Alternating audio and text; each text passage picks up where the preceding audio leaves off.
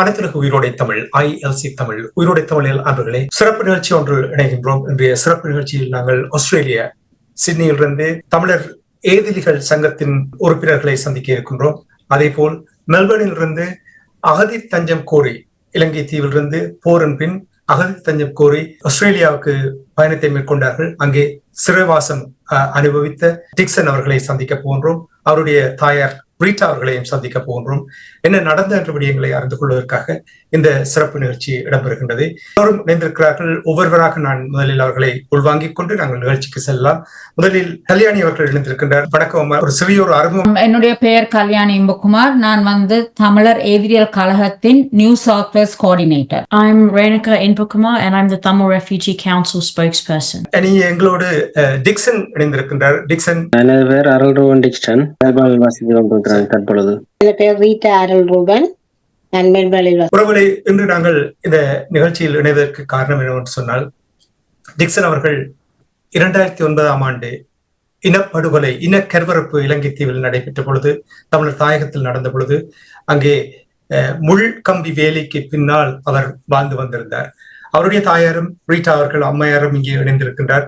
அவரும் கூட அந்த காலங்களில் அங்கிருந்தார்கள்.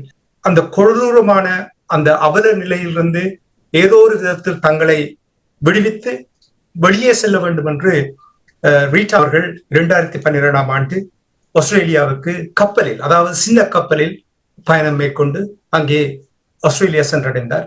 அவருக்கு அங்கே அனுமதி கொடுத்து அவர் வாழ்ந்து கொண்டிருந்தார். இந்த பையன் அப்பொழுது எத்தனை வயசு எனக்கு தெரியாது, நான் அவரிடம் கேட்டறிய இருக்கின்றேன் இன்னும் சில நிமிடங்களில். டிக்சன் அவர் அங்கிருந்து ஆஸ்திரேலியாவுக்கு பயணத்தை மேற்கொண்டிருக்கிறார். ஆஸ்திரேலியாவுக்கு சென்றதும் அவரை அனுமதிப்பதற்கு அவர்கள் தயாராக இல்லை. பெரிய ஒரு நீண்ட ஒரு பயணம் முடிவுக்கு வந்திருக்கின்ற அந்த செய்தியை நாங்கள் இப்ப உங்களோடு பகிர்ந்து கொள்ள போகின்றோம்.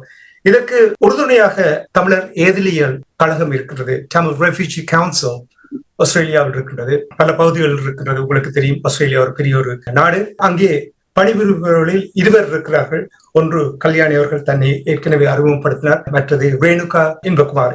கல்யாணி இன்பகுமார், ரேணுகா இன்பகுமார் இருவரும் ஈழத்தமிழர்களுடைய விவகாரங்களில் அதிகமாக தங்களுடைய நேரத்தை அர்ப்பணிப்பார்கள். அவர்களுக்கு நாங்கள் இந்த நேரத்தில் நன்றியை கூறிக்கொண்டு முதலில் நான் ரேணுகா அவர்களோடு உரையாடிவிட்டு டிக்சன் அவர்களிடம் வரலாம். கல்யாணி அவர்களை உங்களிடம் முதலில் வருகின்றேன்.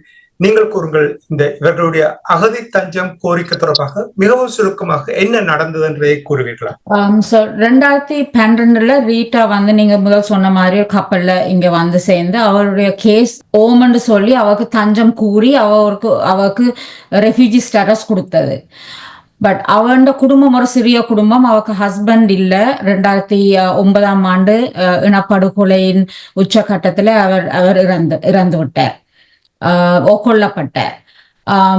அது பிறகு டிக்சன் அங்க தனியே இருந்து, அவருக்கு நான் நினைக்கிறேன் 19 வயதோ 20 வயதுல அவர் ஆஸ்திரேலியாவுக்கு தாய சேர்றதுக்கு இங்க வந்தவர். அங்க அவருக்கு உயிர் உத்தரவாதம் இல்லாதபடியா இங்க தாயோட சேர்றதுக்கு வந்தவர் 2019. அவர் வந்த உடனே, ஆஸ்திரேலியாவுக்கு வந்த உடனே அவரை இங்க டிடென்ஷன் சென்டர்ல அவரை கொண்டு போய் போட்டு 5.5 வருஷம் அவர் டிடென்ஷன் சென்டர்ல இருந்தவர். அந்த 5.5 வருஷமாக நாங்கள் போராடி அவரை இந்த வருஷம் தொடக்கத்துல தான் அவரை விடுவிச்சு இப்ப அவருக்கு PR கிடைச்சிருக்கு. பட் இதுக்கு நடுவுல நிறைய கதைகள் இருக்கு. நான் சுருக்கமா இதை சொல்றேன். நன்றி கல்யாணி அவர்களே. டிக்சன் அவர்களே, இப்ப கல்யாணி அவர்கள் கூறிய விடயங்களை கேட்கும் பொழுது, நீங்கள் ஒரு பெரிய ஒரு நீண்ட பயணத்தில் வந்திருக்கிறீர்கள். அந்த நீண்ட பயணத்தில் என்னென்ன இன்னல்களை எல்லாம் பார்க்க வேண்டுமோ, என்னென்ன இன்னல்களுக்கு முகம் கொடுக்க வேண்டுமோ அவ்வளவற்றையும் நீங்கள் பார்த்திருக்கிறீர்கள் என்று தெரிகின்றது. நீங்கள் கூறுவீர்களா, 2009ஆம் ஆண்டு அந்த நடந்த இனப்படுகொலையின் பொழுது நீங்கள் எங்கே இருந்தீர்கள், என்ன செய்தீர்கள், அதன் பின்னர் என்ன நடந்தது, ஏன் நீங்கள் இலங்கையை விட்டு தமிழர் தாயகத்தை விட்டு ஆஸ்திரேலியாவுக்கு வர வேண்டிய நிலைமைகளை எங்களுடைய உறவுகளுக்கு கூறுவீர்களா? 2009ஆம் ஆண்டு யுத்தத்துல நான் அப்பாவை இழந்த நான் அப்பாவை பறி கொடுத்து அம்மா நானும் தான் குடும்பமா வாழ்ந்து கொண்டு இருந்தேன். அப்ப அதுக்குள்ளேயும் யுத்தம் முடிஞ்சும் நாங்க தடுப்பு காவல்ல தான் நாங்க ஒரு முள்வேலிக்குள்ளதான் வாழ்ந்து கொண்டு இருந்தோம். அங்க எங்களுக்கு ஒரு நிம்மதியான வாழ்க்கை இல்லை.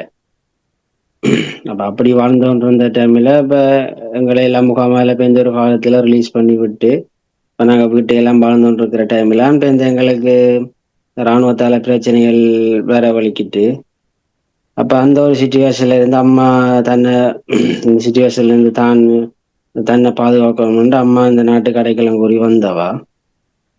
அப்ப அம்மா வந்து இதண்டு அம்மா இங்க இதண்டு அம்மாவுக்கு கொடுத்துட்டாங்க. அப்ப அம்மா வந்த பிறகு எனக்கு பேருந்து அம்மா போயிட்டா எனக்கு அதால எனக்கு பிரச்சனை ஏற்பட வலிக்கிட்டு. அப்ப எனக்கும் அந்த நாட்டுல இருந்து இப்படியாச்சும் இந்த உயிரை பாதுகாக்கிறதுக்கு போயிடணும்னு சொல்லித்தான் நானும் வலிக்கிட்டது.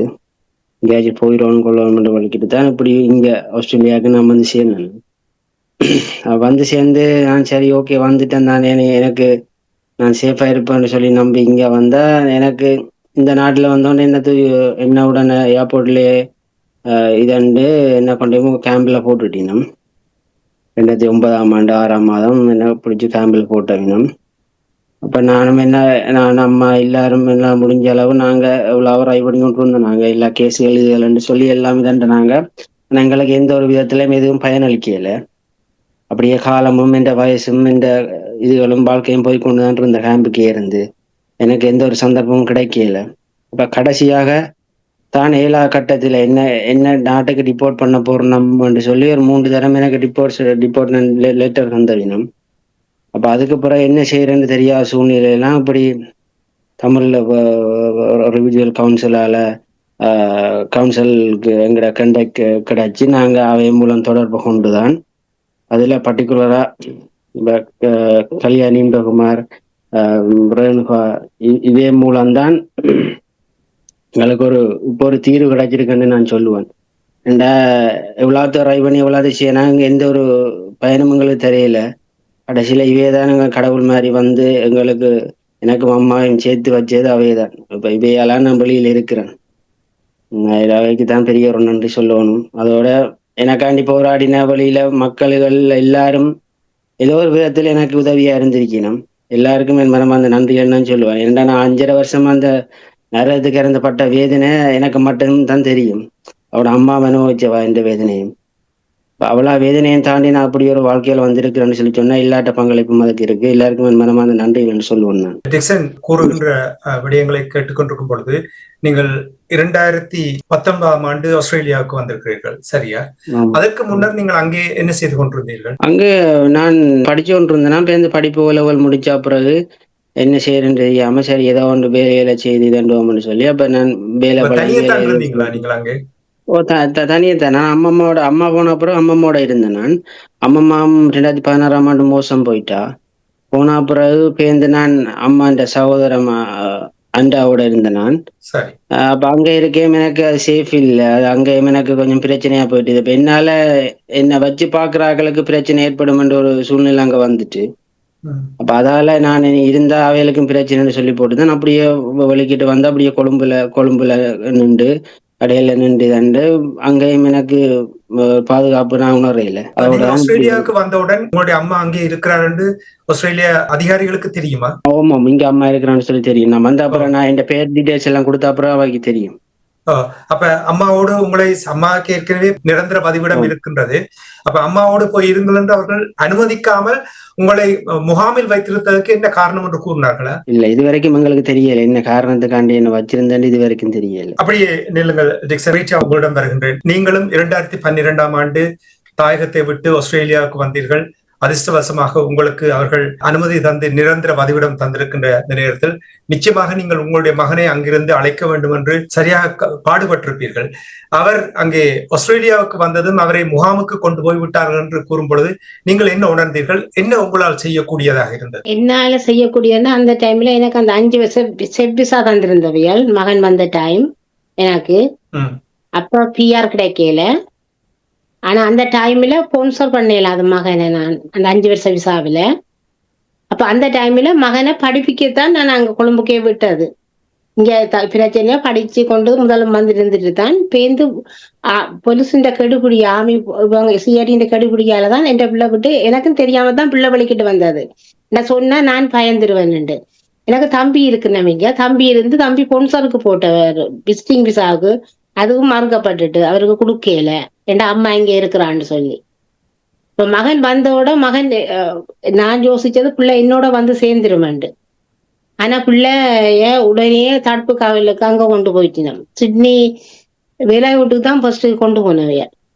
அங்க இருந்தா அப்புறம் நான் இங்க மெல்பர்ன்ல இருக்கிறேன் இங்க மூவ் பண்ணவியல் லோயரை பிடிச்சு அப்ப எங்களுக்கு தெரியாது என்ன மாதிரி எப்படி அணுகிறேன். அப்ப லோயர் ஒரு ஆளை பிடிச்சுதான் நாங்கள் உடனே தடுத்து லோயரை பிடிக்காட்டிக்கு ஆளை திருப்பி ரிப்போர்ட் பண்ணிடணும். லோயரை பிடிச்சு அந்த அலுவலர்களை பார்த்தும் அந்த 4-5 வருஷமாயே அப்படியே அந்த கேஸ் இழுபட்டு ஒவ்வொரு இதா முதல் இன்டர்வியூ 2வது கோர்ஸ் 2வது 3வது சொல்லி அப்படியே போய்கொண்டிருந்தது ஒழிய எந்த ஒரு தீர்வும் இல்லை.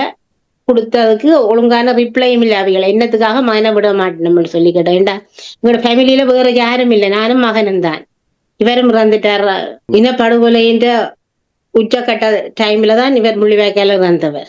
அப்ப எல்லா ஹிஸ்டரியும் எங்களோட ஃபேமிலி ஹிஸ்டரி ஃபுல்லாயே என்ற கேஸ்ல கொடுத்த முழுக்க இமிகிரேஷன் கையில அவைகள்ட்ட கவர்மெண்ட்ட இருக்குது. இருந்தும் என்னத்துக்காக என்ற பிள்ளைய விடாவிட்டான்னு எனக்கும் தெரியல. உங்களுடைய கணவர் அங்கே கொல்லப்பட்டாரா?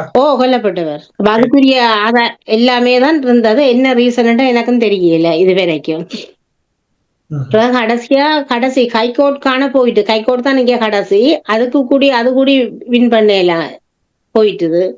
அந்த அளவுக்கு ஒருத்தர்லயும் குறை சொல்லல.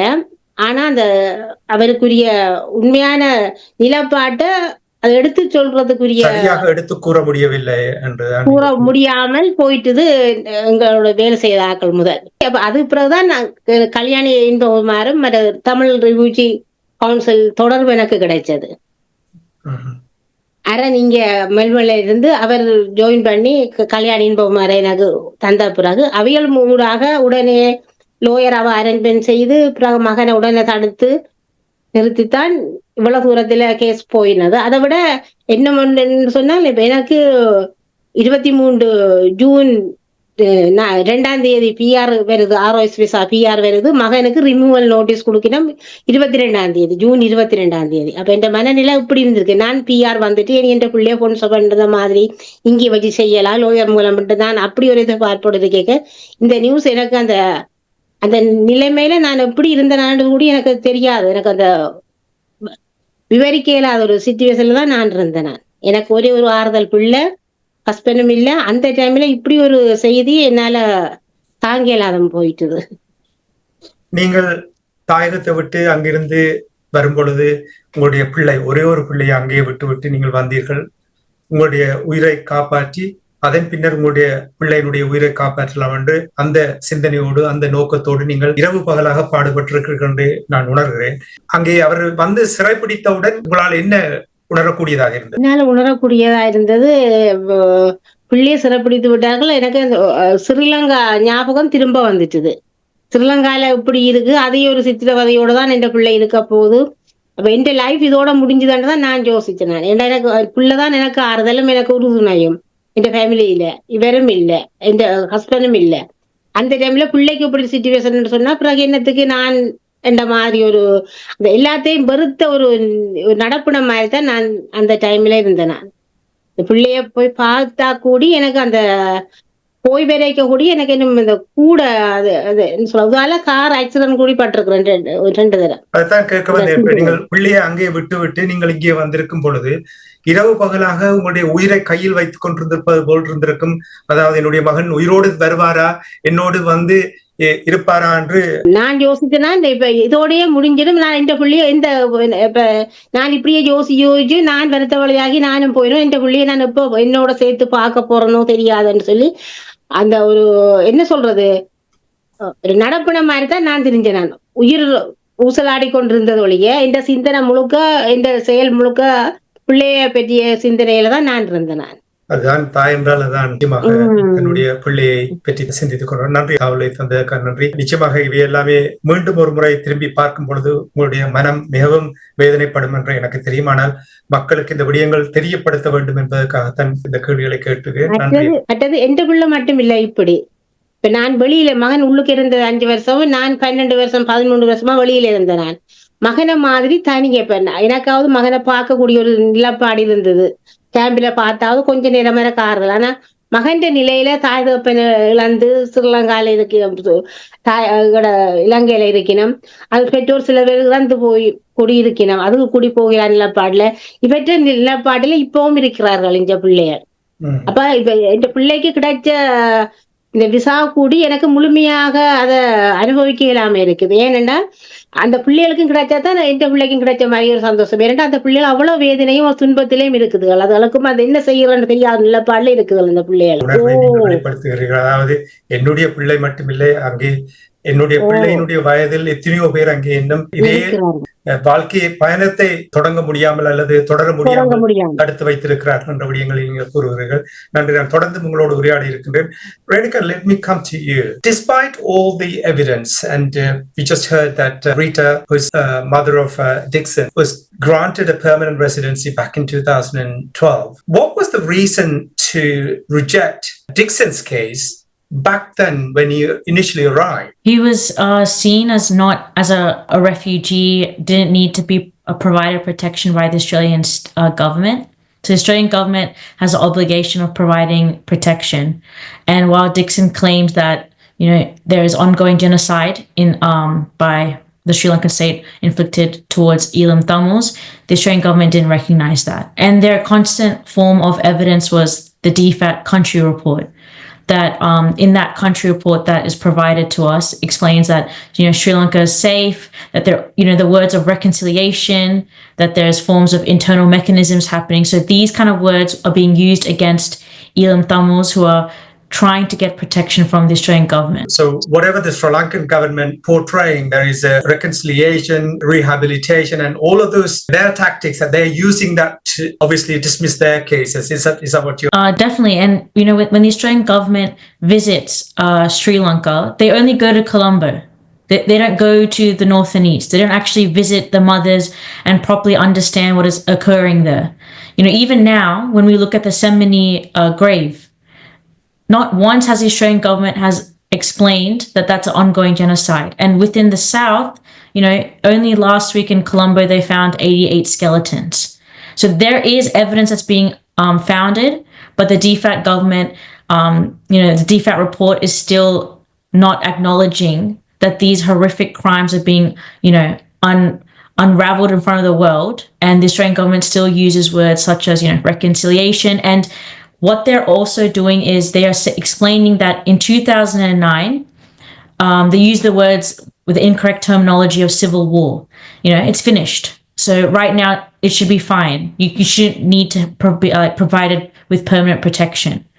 They don't understand that, like Dixon Anna has explained, that, you know, the CID is constantly surveilling Elam Tamils within Sri Lanka. This is all aspects of Sri Lanka, including Colombo, where Dixon Anna was, you know, studying. The Australian government still refuses to acknowledge this. Absolutely. I mean, I totally agree.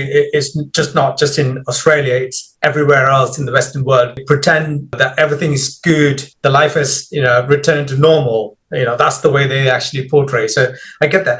I want to try and understand what's changed their hearts and minds to provide residency for Dixon. I definitely think it was all aspects of the activism that occurred with this specific case. So it involved with not just rallies, but, you know, forms of getting the lawyer to have information of the ongoing harassment that was occurring in Mullaitivu, so in the places of where Rita Auntie and Dixon Anna were from originally. So what we did was we had Tamil Refugee Council Legal, a subgroup within Tamil Refugee Council, constantly provide evidence to Karina Ford lawyers who represented Dixon Anna, and they had constantly, every week or every month, new information of what was occurring in Sri Lanka. On the side, Tamil Refugee Council again had another subgroup, which is the deportation group, where, you know, we have a group ready where if a deportation does occur, how we're able to stop that. And we've done that in past cases. And we also have, you know, the advocacy group. So with these rallies, we ensured that the rallies that were occurring, there was politicians who attended who were against this deportation specifically. And we had other refugees who were provided with PR explain that these refugees can provide assistance to the Australian community with the skills that they have. And we ensured that we had rallies outside MITA detention where Dixon Anna was in. And we made sure that we also created a change.org signing petition and we managed to get almost 24 or 25,000 signatures. And with those signatures, we created also a brief. And Tamil Refugee Council, what we do is we ensure that we link the genocide with refugees. Because if these individuals are sent back, it's again, they're facing a genocidal state. So we ensured that the New South Wales coordinator and Rita Auntie went and met with Andrew Charlton, who's the local MP in Sydney, as well as the local MP in Rita's area in Melbourne, and to explain their case.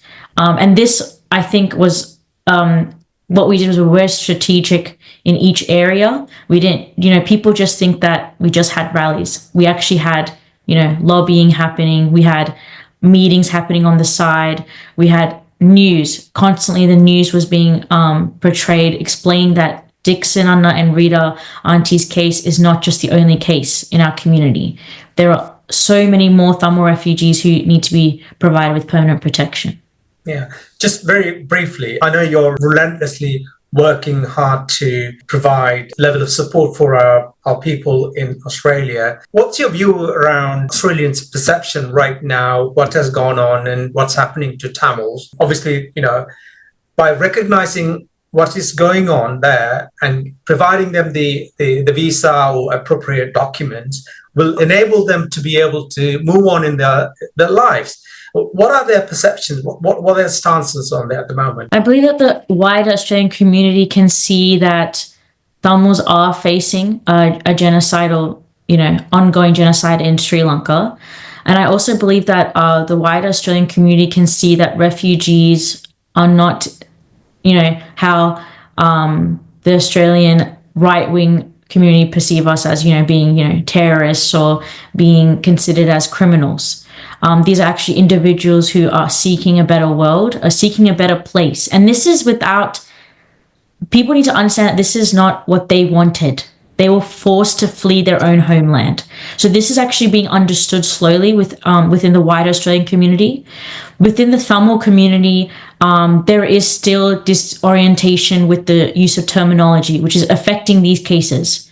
And the use of knowing that all forms of activism can help a case, and it's not just one specific form. You need to do all acts to actually properly portray a story correctly. And I believe in this case, Dixon Anna and Rita Auntie's case has been portrayed perfectly from beginning to end. Perfectly. The correct form of terminology. Rita Auntie constantly facing against the Sri Lankan state without that fear of, being persecuted. Dixon Anna constantly using the correct form of terminology, as well as ensuring that their story portrays the 1,000 other stories within Australia. Well, credit to you, Renuka, and your colleagues in the Tamil Refugee Council. You guys done a fantastic job in demonstrating to the community, your leadership, why it is important to make sure that our community have freedom to live their life. As you say, some of the right-wing people will portray as a criminal. So the credit to you and your team for getting the right message across to the other side of the fence. Thank you for that. Kalyani Inbakumar, Dixon அவர்களுடைய இந்த அகதி தஞ்சம் தொடர்பாக நீங்கள் எடுத்த முயற்சி, தமிழ் ஏதிலிகள் கழகம் எடுத்த முயற்சி தொடர்பாக கூறும்பொழுது ரீட்டா அவர்கள் கூறியிருந்தார், தன்னுடைய மகன் மட்டும் வெளியில் வந்தது, ஏனையவர்களும் வர வேண்டும் என்று அவர் கூறினார். அதை கேட்கும் பொழுது உண்மையாக ஒரு தாயினுடைய கதறலை கேட்பது போல் தான் நான் உணர்ந்தேன். மற்றவர்கள் வெளியில் வருவதற்கான வாய்ப்புகள் இருக்கிறதா? அவ்வாறான சவால்கள் இருக்கின்றன என்று நீங்கள் கருதுகிறீர்கள்? இப்ப நீங்க பாத்தீங்கன்னு சொன்னா டிடென்ஷன் சென்டர்ல கொஞ்சம் தமிழாக்கள் இருக்கணும். பட் நிறைய தமிழ் மக்கள் யங் மென் அண்ட் ஃபேமிலிஸ் வெளியில இருக்கணும். அவை பிரிட்ஜிங் விசால இருக்கணும். ஸோ தே டோன்ட் ஹேவ் ஒரு பெர்மனன்ட் விசா அவைக்கு இல்லை. ஸோ 12, 13, 14 வருஷமா ஆஸ்திரேலியாவில் இருக்கணும். ஒவ்வொரு 3 மாதமும் அவன் விசா ரினியூ பண்ணி கொண்டிருக்க வேணும். ஸோ அவைக்கு ட்ராவல் பண்ண இயலாது. சில ஆக்களுக்கு ஒர்க் ரைட்ஸ் இல்லை. மெஜாரிட்டி ஆஃப் த ஆக்களுக்கு ஸ்டடி ரைட்ஸ் இல்லை. நாங்க முந்தைய ஒரு இன்டர்வியூ உங்களோட செய்ய நாங்க விளங்கப்படுத்தினாங்க, சில பிள்ளைகள் ஸ்கூலுக்கு போய் படிச்சுட்டு இப்போ இந்த யூனிவர்சிட்டி போக முடியாது. ஸோ இவை 3 மாத விசால இவை இருக்கும் போது இவைக்கு ஒரு பெர்மனன்ட் வேலை எடுக்கிறது கஷ்டம். ஸோ ஒரு நாடு 13 வருஷமா மக்களுக்கு வந்து ஒரு நிரந்தர தீர்வு கொடுக்காம வச்சிருக்கணும். இப்ப இவ வந்து யங் ஆக்கள் 20 வயதுல வந்திருந்தா இப்ப அவைக்கு 33 வயசு. ஸோ அவன் ஃபேமிலியை பார்க்க முடியாது. மேரி பண்ணினா கூட அவன் இங்க மேரி பண்ணினா கூட ஒரு நிரந்தரமான ஒரு வாழ்க்கை இல்லை அவைக்கு. நிறைய ஃபாதர்ஸ் வந்து எனக்கு சொல்லி இருக்கணும், அவை வந்து அவன் பிள்ளைகள் வந்து 1 வயதுல விட்டுட்டு வந்து இப்ப அவைக்கு 13 14 வயதாச்சு இன்னும் அவ பார்க்கல அவை. ஸோ இப்படி நிறைய கதைகள் இருக்கு. இப்ப ரீட்டா சொன்னவ அவக்கு ஷெவ் வீசா 5 இயர் வீசா இருந்தது. அதால தான் அவக்கு அந்த டைம் அவன மகனை டிக்சனை ஸ்பான்சர் பண்ண முடியாம இருந்தேன். ஸோ அந்த டைம் வந்து எவ்ரி 3 இயர்ஸ் அவன் வீசா ரினியூ பண்ணப்படும். பட் அவன் ஃபேமிலியை அவ ஸ்பான்சர் பண்ண முடியாது. ஸோ இமேஜின் பண்ணி பாருங்க, ஒரு ஃபாதரா நீங்க இங்க வந்திருக்கிறீங்க, உங்களோட மகன் உங்களோட மகள் உங்களோட வைஃப் ஊர்ல இருக்கு, உங்களுக்கு அவையே ஸ்பான்சர் பண்ணி இங்க எடுக்க முடியாது. அப்படியான ஒரு கட்டம் இருந்தது. பட் இப்ப ஆஸ்திரேலியால இன்னும் இருக்கணும் யங் பாய்ஸ் கேர்ள்ஸ் ஃபேமிலி எல்லாருமே ஒரு நிரந்தர வீசா இல்லாம 13 வருஷம், 1 வருஷம் 2 வருஷம் இல்லை, இது 13 வருஷம் அவைக்கு அவன் ஃபேமிலியையும் பார்க்க இல்லாம ஒரு நிரந்தர இடம் இல்லாம எப்ப அவைய திருப்பி நாட்டுக்கு அனுப்ப போயினோம்ன்ற ஒரு பயத்தோட வாழ்ந்து கொண்டிருக்கணும். நாங்கள் நிகழ்ச்சி என்று கொண்டு வர வேண்டும். ரீட்டா, உங்களுடைய கணவரை இழந்தீர்கள். சில ஆண்டுகளாக என்னுடைய பிள்ளை என்னோடு வந்து சேருவானா என்று அந்த ஏக்கத்தில் அந்த தவிப்பில் இருந்தீர்கள். நீங்கள் விரும்பியது போல் டிக்சன் அவர்கள் உங்களோடு வந்து விட்டார். பெரிய ஒரு சுமையை நீங்கள் இறக்கி வைத்தது போல் இருக்கு. நீங்கள் கூறுங்கள், இனி வரும் காலங்களில் என்ன செய்வதாக யோசிக்கிறீர்கள்? கடந்த கால சம்பவங்களை மறக்க முடியாது இருந்தாலும், ஆனால் நீங்கள் முன்னகர்ந்து செல்வதற்கு என்ன செய்ய போகிறீர்கள் என்று கூறுவீர்களா? அதுல இருந்து விடுபடுறது கஷ்டம்தான், ஆனா முயற்சி செய்யறேன். கஷ்டமா தான் இருக்குது. என்னோட அந்த பழைய நினைவுகள்லாம் இப்போ அந்த குறிப்பிட்ட டைம் தவிர நான் கொஞ்சம் பிஸியா இருக்கேன். இப்ப வேலைக்கு போனால் வேலை செய்யக்கல ஓகே, மற்றும்படி அதே சிந்தனையும் அதே இதுவும் தான் இருக்கு. அந்த இன்னும் நான் உணரையில என் பிள்ளை என்னோட இருக்கிறான், ஒரு சேஃபா இருக்கிறான் என்ற ஃபீல் எனக்கு இது வரைக்கும் பெறையில. அந்த அளவுக்கு தாக்கப்பட்டுட்டேன். சரியா? உங்களுக்கு கவுன்சிலிங் எதுவும் அனுப்பி இருக்கிறார்களா உங்களுக்கு? நம்ம சொல்ல என்ன சொல்லணும், எனக்கு அந்த ஓரளவுக்கு நான் இவ்வளவு ஸ்ட்ராங்கா இருந்து கதைச்சு லோயர் மாரோ அல்லது தமிழ் எதிரில் கழகமோ கேட்கிற விடயங்களை கொடுக்கறதுக்கு என்ன கொஞ்சம் ஸ்ட்ராங்கா வச்சிருந்தது என் கவுன்சிலர் தான். கவுன்சிலர் டாக்டர் ராஜ்ன்னு சொல்லி தமிழ்நாடு தான், அவர் ஒரு ப்ரொஃபசர் யூனியில. அப்ப அவர் தான் என்ன இவ்வளவு தூரம் ஸ்ட்ராங் ஆக்கி வச்சிருந்த. அவர்கிட்ட போய் எவரி வீக்கும் போவேன். போய் தான் நான் கொஞ்சம் என்ன கான்ஃபிடென்ட் ஆயும் கொஞ்சம் உறுதி உள்ள ஆளாயும் கொஞ்சம் திடமான ஆளாயும் வச்சிருந்ததுக்கு காரணம் அவருக்கு தான் முதல் நான் நன்றி சொல்லணும். என்ன இவ்வளவு தூரத்துல குறிப்பா பண்ணி வச்சிருந்தது அவர் தான். எனக்கு அவ்வளவு ஒரு ஆறுதல் வார்த்தையும் தந்தா. இல்லாது நான் அந்த கார் ஆக்சிடென்ட் பட்ட டைமில் பிறகெல்லாம் நானா இருந்திருக்க மாட்டேன். அப்படி ஒரு சிச்சுவேஷன்ல தான் நான் இருந்தேன். அவர் தான் என்ன இந்த தூரத்துக்கு கொண்டு வந்து வச்சிருந்தாரு. மற்றது இந்த என்ன மட்டும் நான் சொல்லணும், இந்த மகனை எனக்கு ஒரு தரையும் தெரியாது, ஒரு அறிமுகம் இல்லை. மகனை டிபோர்டேஷன் பண்ண போய் நம்ம சொன்னோன்னு அந்த டைம்ல தமிழர்கள் எல்லாம் அதோட மக்களும் சேர்ந்து முகம் தெரியாத மக்கள் எல்லாருமே சேர்ந்து ஒரு தாயும் பிள்ளையும் பிரிக்க கூடாதுன்ற ஒரு உணர்வோட முழு பேரும் ஒரு கொட்டுற பணியில வந்து நின்று எங்களுக்கு ரலிக்கு ஹெல்ப் பண்ணி அந்த ரலியை செய்து முடிக்கிறதுக்கு உதவியா இருந்த இரவு பகல் ரெண்டும் பார்க்காம. அப்ப அவைகள் அதோட மற்ற ஏனிய ரிபூஜி கழகங்கள் எல்லாருமே நிறையவே ஹெல்ப் பண்ணுங்க எங்களுக்கு. அப்ப அதுகளோட மறக்க அதாலதான் இனம் தெரியாம இருந்தோடு 27,500 போர்ட் அது சைனோட இந்த பிள்ளைய கொண்டே குட்டிசத்தை கொண்டே கொடுக்கக்கூடிய மாதிரி இந்த பார்லிமெண்ட் இல்லை எனக்கு. அப்ப அவைகளுக்கு எல்லாம் நிறையவே கடமைப்பட்டிருக்கிறேன். நான் அந்த வகையில இருக்கிறேன். இனி என் பிள்ளைன்ற ஃபியூச்சரை எனக்கு 29 வயசு. அப்ப 6 வருஷம் 23 வயசுல வந்தவரீங்க. இப்ப 6 வருஷம் போயிட்டுது.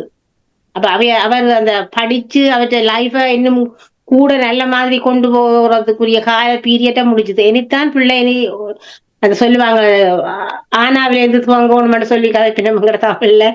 அதே மாதிரி இனித்தான் அந்த என் பிள்ளை தன் வாழ்க்கையை வாழ வலிக்கிட போகுது. அதுக்குரிய ப்ரிப்பேரத்தான் நான் பிள்ளைய நான் முதல் நல்லப்படுது. பிள்ளை இப்பவும் தான் அந்த கேம்ப்ல இருந்த ஃபீல என்னன்னு தான் அவரை விட்டு போகல. அம்மாவோட இருந்தும் அந்த அவருக்கு இல்ல என்னோட இருக்கைக்கு மட்டும் தான் அதை ஃபீலா உணர்றாரு ஒழிய மற்றும்படி அவர் அந்த தனிமையா இருக்கிறதான் கூட அப்படி ஒரு பக்கம் தான் அவருக்கு இருக்குது. அந்த இது அந்த அளவு தூரத்துக்கு பாதிக்கப்பட்டிருக்கிறார். அங்க இருக்க மட்டும் யாரோடையும் கதைக்கிறீல, கவுன்சிலரும் கொடுத்தது கவுன்சிலர் கேட்கிற மட்டும் பதில், மற்றது ஃப்ரெண்ட்ஸ் என்று சொல்லி கூடி பெருசா கதைக்கிறீல, என்னோட மட்டும்தான் ஜெயா பண்ணுவார். சிலோடு சொல்வார், ஏன் இருப்பான கூடி இருக்கமான்னு சொல்லி அப்படி கூடி சொல்லுவார். அவரை தக்க வைக்கிறதுக்கு நான் நிறையவே போராடிச்சேன். ஒரு மனநிலையில வச்சு கொண்டு நான் யோசிக்க, நான் இந்த பிள்ளையா கொண்டு வந்து வெளியில வச்சு பார்ப்பேன் கூடி நான் எனக்கு நம்பிக்கை இல்லாம போயிட்டு கடைசி நேரத்துல அப்படி ஒரு குடி சிலவுல கதைப்பாரு என்னோட கதை கேட்கல. அத வாத்தியால சொல்லி இதாண்டே இல்ல, அது அவ்வளவு வேதனை. இது நான் வெளியில இருந்து அனுபவிச்ச வேதனை. என்ன மாதிரிதான் இத்தனை பெற்றோர் நேரம் இருக்கணும் இப்படியே. நீங்கள் கூறிக்கொண்டிருக்கிறதை கேட்பதே எங்களால் முடியாமல் இருக்கிறதை அனுபவித்து நீங்கள் அப்படியே அதை அனுபவித்திருப்பீர்கள் என்று நினைத்து பார்க்க அப்பப்பா அதை நினைத்து பார்க்க முடியாமல் இருக்கிறது. நன்றியம்மா. உங்களுடைய பழைய நினைவுகளை நான் கொண்டு வந்து இந்த விடயங்களை உங்களுடைய மனதை புண்படுத்தியிருந்தால் அருகூர்ந்து என்னை மன்னித்தருளுங்கள். டிக்சன், உங்களிடம் வருகின்றேன். நீங்கள் முள்ளிவாய்க்கால் நடந்த பொழுது உங்களுக்கு எத்தனை வயசு? எனக்கு 13 வயசு. 13 வயசு. என்ன ஞாபகம் இருக்கிறது உங்களுக்கு 13 வயசு? எனக்கு அப்பா இறந்த அந்த தருணம் ஞாபகம் இருக்கு. அந்த தருணம் ஞாபகம் இருக்கு. நான் மற்றது எனக்கு ஒரு நினைவு இருக்கு. நாங்க இப்ப யுத்தத்தால இப்ப இந்த செல்லுகள் அடிக்க சண்டைகள் நடக்க நாங்க வங்கருக்க பதுங்கி இருக்கிறது, இப்படி ஒழுங்கான சாப்பாடு தண்ணி இல்லாம தெரிஞ்சது, அந்த நினைவுகள்லாம் அது இப்ப இருக்கு மனசுல. அப்பா கொல்லப்பட்ட பின்பு நீங்கள் நினைத்தீர்களா உங்களுடைய உயிருக்கும் ஆபத்து வரும் என்று நினைத்தீர்களா? கண்டிப்பா. நாங்க அங்க உயிரோட இருந்து தப்போம்னு சொல்லி நினைக்கல. நாங்களும் அதுக்குள்ள எங்கட உயிர் போயிருமென்று தான் நினைச்சுருந்தேன். ஏன்னா எங்களுக்கு கண்ணுக்கு முன்னால எல்லாம் செத்து எல்லாம் விழுந்தது. அப்ப எங்களுக்கு எப்படி என்ன நடக்கும்னு தெரியாது. உங்களுடைய கண்ணுக்கு முன்னால் செத்து விழும் பொழுது உங்களுக்கு 13 வயசு. அப்பொழுது நீங்கள் எப்படி உணர்ந்தீர்கள்? அதை பார்த்து என்ன செய்தீர்கள்? பார்த்து கத்தி அழுது குளிர்தான் நிலவர என்ன எங்களால செய்யலும். அந்த அப்படி ஒரு பயமும் நடுக்கமும் பதட்டத்துலதான் இப்ப நாங்க எங்கேயாச்சும் சேஃபா இருந்துருவோம்ன்ற இந்த பங்கர்களுக்கு அப்படி பதுங்கி இருந்து இருக்கிறது. அப்படித்தான் வாழ்ந்துட்டு இருந்தது. அப்பாவை இழந்து விட்டீர்கள். அம்மாவும் அங்கிருந்து ஆஸ்திரேலியாவுக்கு வந்து உங்களை அழைக்க வேண்டும் என்றதற்காக வந்திருந்தார். அம்மாவை பிரிந்த பின்பு நீங்கள் எப்படி அங்கே எவ்வாறு உங்களை தக்க வைத்துக் கொண்டீர்கள்? அம்மம்மா இருந்த டைம்ல அம்மம்மாவோட இருந்தேன் நான். அப்ப ஓகே. அம்மம்மா இறந்த பிறகு எனக்கு அந்த என்ன தாய்க்கு தாயா இருந்த அவாவும் போயிட்டா. அம்மாவை தான் சரியா மிஸ் பண்ணிட்டு நான். இப்ப அப்பாவே இழந்து விட்டீர்கள், அம்மாவையும் பார்க்காமல் விடுவேனான்ற அந்த அப்படியே ஏதாவது ஒரு ஏக்கம் உங்களுக்கு வந்திருக்கிறதா? அப்பொழுது கண்டிப்பா அப்படி ஒரு சூழ்நிலையில நான் இருந்து வாழ்ந்துட்டு இருந்தேன். அம்மாவை நான் கடைசி மட்டும் பார்க்காம அப்படியே போயிடுவேனோ, அம்மாவை சந்திக்க மாட்டேனோ, அம்மாவோட சேர மாட்டேனோன்ற ஒரு ஏக்கம் இப்ப என் மனசுக்குள்ள இருந்து கொண்டு விஷயம்தான் அப்படியேதான். அது இப்போ கடைசி மட்டும் இங்க வந்து கூடியே 6 வருஷத்துக்கு பிறகுதான் நான் அம்மாவோட வந்து சேர்ந்தது. இங்க வந்தும் சரி வந்துட்டேன் ஒரு அம்மாவோட சேர்ந்துருவேன்ற ஒரு எண்ணத்துல வந்து அது எனக்கு பயனளிக்கல. அது இப்பதான் எனக்கு அதுக்கு ஒரு பயனளிச்சிருக்குது. கடவுளுக்கு நன்றி சொல்லணும். என்னவோ டிக்சன், என்னை பொறுத்த மட்டும் 26 வயசுக்குள் ஒரு மனிதன் என்னென்னவற்றைக்கு முகம் கொடுக்க கூடாதோ அவ்வளவற்றுக்கு முகம் கொடுத்து வந்திருக்கிறீர்கள். ஒரு ஸ்ட்ராங்கான மனிதனாக நீங்கள் இருப்பீர்கள் என்று நான் எதிர்பார்க்கிறேன். உடனடியாக இல்லாவிட்டாலும் இந்த விடயங்கள், நீங்கள் கடந்த காலங்களில் வந்த விடயங்கள் இருந்து நீங்கள் வெளிவர வேண்டும். உங்களுக்கு முன்னே ஒரு வருங்காலம் உங்களுக்காக காத்து கொண்டிருக்கின்றது. உங்களுக்காக உங்களை அர்ப்பணித்த அம்மா இருக்கின்றார். அவருடைய விருப்பங்களை நிறைவேற்றுவதற்காக நீங்கள் நிறைய பணிகள் புரியலாம். நிச்சயமாக கொஞ்சம் காலம் எடுக்கும். இந்த இவ்வளவு காலமும் நடந்த அந்த பயணத்திலிருந்து நீங்கள் வெளிவருவதற்கு கொஞ்சம் காலம் எடுக்கும். இருந்தாலும் உங்களால் சாதிக்க முடியும் என்பதை நீங்கள் ஏற்கனவே காட்டிவிட்டீர்கள். உங்களுடைய வாழ்க்கையில் நல்லொரு நிலை அடையலாம் என்று நீங்கள் உங்களோட இந்த பேசுகின்ற அந்த உற்சாக வார்த்தைகளில் இருந்து நான் உணர்ந்து கொள்கிறேன். எனவே சாதிக்க வேண்டும். அம்மா அப்பா எல்லாம் என்ன விரும்பினார்களோ அதை நீங்கள் சாதிப்பதற்கு உங்களிடம் அவ்வளவு மன தைரியமும் இருக்கிறது என்பதை நான் உணர்கிறேன். அதற்காக உங்களுக்கு நன்றியை குறிக்கொண்டு சாதிக்க வேண்டும் என்று. ரீட்டா, நீங்கள் என்ன கூற விரும்புகிறீர்கள்? நான் கூறுவது ஒன்றே உண்டு. இந்த மகனுக்கு ஒரு ஆதரவும் இல்லை. ஆதரவுன்னு சொல்லி ஒரு எவிடன்ஸுமே இல்லாத மாதிரி அரசாங்கம் கருதி நாட்டுக்கு அனுப்ப இருந்த பிள்ளைய கடைசி இங்கே கை கோர்த்தார். அதுக்கு கூடி வின் பண்ணாத நிலைமையில தான் நான் போய் தமிழர் ஏதிலி கழகத்துல இதன் ஜாயின் பண்ணினான். ஜாயின் பண்ணித்தான் என்ற பிள்ளைய சாவித்திரி யமனிட்ட இருந்து உயிரை மீட்டெடுத்த மாதிரி என்ற பிள்ளைய மீட்டெடுத்து தந்தவியல் அவையெல்லாம் ஆனபடியா எல்லாருக்கும் சொல்றது நான் ஒன்று நம்பிக்கையோட இருந்து உங்களுக்குரிய என்னென்ன பாதிப்புகள் இருந்ததோ அதை தகுந்த முறையில ஆறு ஊடாக அதை நகர்த்தினால் அதுக்குரிய பலனை பெறலாமோ. நிறைய பேர் ஹெல்ப் பண்றதுக்கு இப்ப இருக்கிறோம். முந்தைய நாங்கள் வந்த இடத்துல எங்களுக்கு தெரியாது யார போய் இதை செய்யணும்னு. இப்ப நிறையவே ஹெல்ப் பண்றதுக்கு நிறைய அமைப்புகள் இருக்கு. அவைகள் ஊடாக உங்களோட பிரச்சனைய நேர்மையான முறையில சொல்லி அதுக்குரிய உங்களுக்குரிய பிரச்சனையை தகுந்த முறையில ஆற இனங்கண்டு செய்யணுமோ அவைகள் ஊடாக செய்து உங்களுக்குரிய தீர்வை நிச்சயம் பெற்றுக் கொள்ளலாம். சில பேருக்கு பிரிட்ஜிங் கூடி இருந்தது மகனுக்கு அது கூடி இல்லாம தான் உள்ளுக்குள்ள இருந்தவர், வெளியிலேயும் இல்லை. நிறைய பேர் எல்லாரும் கூடுதலானாக்கள் வெளியில இருக்கிறீங்க. அப்ப ஆனபடியா தகுந்த ஆக்களை இனம் கண்டு அதன் ஊடாக உங்களோட பிரச்சனையை சொல்லி நகர்த்து வாங்கிதான் நிச்சயமாக உங்களுக்கு அதுக்குரிய தீர்வு கிடைக்கும். கட்டாயம் நான் எவ்வளவு போராடி என்ற பிள்ளைய மீட்டனும் அதை மாதிரி அவைகளும் கட்டாயம் போராடினா அவைகளுக்குரிய தீர்வு நிச்சயமாக உண்டு. அது உறுதியோட இருந்தா அவைகளுக்கு கட்டாயம் கிடைக்கும். மன உறுதியோட இருங்கோ, கட்டாயம் எல்லாருக்குமே ஒரு நல்ல ஒரு தீர்வு கிடைக்கும்.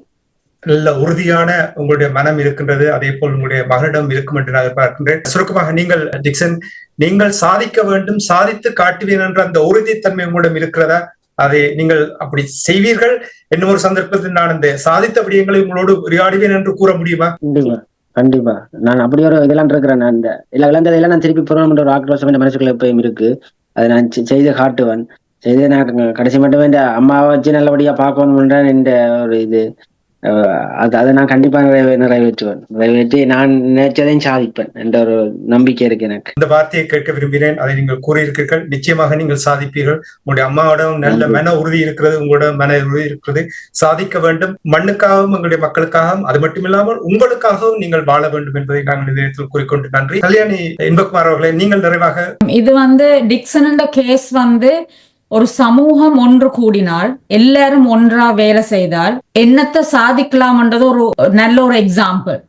நாங்கள் தமிழ் மக்கள் எல்லாருமே நாங்கள் ஒன்று கூடித்தான் நாங்கள் இந்த டிக்சன் கேஸ் நாங்கள் எல்லாரும் ரலிக்கு வேற சொன்னா வருவினாம். எல்லாத்துக்கும் எங்களோட துணையா நின்றது எங்களோட தமிழ் சமுதாயம். அதோட சேர்த்து மற்ற ரெஃப்யூஜி ஆர்கனைசேஷன்ஸோடையும் நாங்க வேலை செய்த அப்ப எல்லாரும் ஒன்று சேர்ந்தால் எதுவும் நாங்க சாதிக்கலாம் என்ற நம்பிக்கை எனக்கு இருக்கு. அது எனக்கு டிக்சன் கேஸ்ல எனக்கு அது இன்னும் ஒரு நம்பிக்கையை கொடுத்திருக்கு. நாங்கள் எல்லாரும் ஒன்றா சேர்ந்து ஒழுங்கான வார்த்தைகள், பிழையான வேர்ட்ஸ் பாவிக்காம ஒன்றா நாங்கள் வேலை செய்தால் நாங்கள் நிறைய இன்னும் சாதிக்கலாம் என்ற நம்பிக்கை எனக்கு இருக்கு. ஒன்று சேர்ந்து செயல்பட்டால் நிறைய சாதிக்கலாம் என்று கூறுவீர்கள். இது தமிழர் தரப்பை பொறுத்த மட்டும் பல இடங்களில் பொருந்தும். எனவே இதை ஒரு முன்னுதாரணமாக பயன்படுத்த வேண்டும் என்று கேட்டுக்கொண்டு final word for you, Renuka. I believe that Rita Auntie's and Dixon Anna's case is an example of what it means to not give up, despite it being at times where everything just feels hopeless. I also believe that as Elam Tamils, we should put aside our differences personally and come together for one, because if we all want to achieve, all Elam Tamils to live prosperity, we need to fight together and ensure that despite ages and despite education levels, that when one person does have experience in a specific field, that we should understand and take that on board when fighting for someone. Fantastic, thank you. உறவுகளை நாங்கள் இதோடு இந்த நிகழ்ச்சி என்று கொண்டு வர போன்றோம். மகிழ்ச்சியாக இருக்கின்ற டிக்சன் இவ்வளவு பயங்கரமான பயணத்திலிருந்து வெளிவந்து உறுதியோடு தான் சாதிப்பேன் என்று கூறிய இந்த விடயத்தை எங்களுடைய மக்கள் மத்தியில் கொண்டு வர வேண்டும், அவர்களுக்கு இந்த விடயத்தை தெரியப்படுத்த வேண்டும் என்பதற்காக உறுதியோடு ரீட்டா அம்மா, டிக்சனுடைய அம்மா மிகவும் உறுதியாக கிடைத்த சந்தர்ப்பத்தை நாங்கள் பயன்படுத்துவோம், எல்லோரும் ஒன்றிணைந்து பயணிக்க வேண்டும் என்ற விடயங்களை கூறியதற்காக உங்களுக்கு நன்றியை கூறிக்கொண்டு, கல்யாணி இன்பகுமார், ரேணுகா இன்பகுமார், தமிழ் ரெஃப்யூஜி கவுன்சில், தமிழர் ஏதிலிகள் சங்க, உங்களுடைய அயராது நீங்கள் உழைக்கின்ற உழைப்பு, உங்களுடைய பங்களிப்பு, மக்கள் எங்களுடைய இனம் என்று முழு மூச்சோடு நீங்கள் இவ்வளவு உங்களுடைய நேரங்களை, உங்களுடைய சொந்த நேரத்தை, அதாவது எந்த ஒரு எதிர்பார்ப்பும் இல்லாமல் சொந்த நேரத்தை கொடுத்து மற்றவர்களுக்கு உதவி செய்வதற்காக எங்களுடைய அன்பர்கள் சார்பாக, வானொலி நேயர்கள் சார்பாக உங்களுக்கு நன்றியை கூறிக்கொண்டு மீண்டும் இன்னும் ஒரு சந்தர்ப்பத்தில் சந்திப்போம். நன்றி, வணக்கம். நன்றி. எமது பார்வையாளர்களுக்கு வணக்கம். மக்களின் குரலாய் ஓங்கி ஒலிக்கும் இலக்கு மின்னிதழ் மற்றும் உயிரோடை தமிழ் வானொலி ஆகிய இவ்விரு ஊடகங்களும் உங்களைப் போன்ற எமது நேயர்கள் நண்பர்களின் ஆதரவிலேயே இயங்கி வருகின்றன.